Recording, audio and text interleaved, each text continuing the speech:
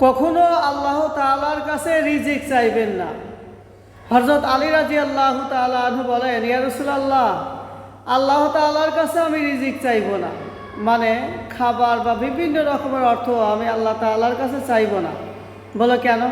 হযরত আলী রাদিয়াল্লাহু তাআলা আনহু বললেন, যেদিন জন্ম নিয়েছি সেদিন থেকে মৃত্যু পর্যন্ত খাবার রিজিক তো আল্লাহ তাআলা বন্টন করে পৃথিবীতে দিয়েই দিয়েছে, তাহলে কেন রিজিক চাইব?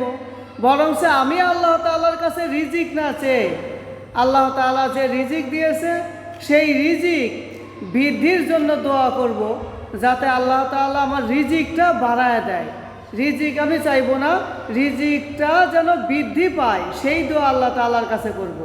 আপনাদের উচিত আল্লাহ তাআলার কাছে রিজিক এবং রিজিক যেন বৃদ্ধি পায় সে দোয়া আল্লাহ তাআলার কাছে সকলেই করার চেষ্টা করবেন ইনশাআল্লাহ।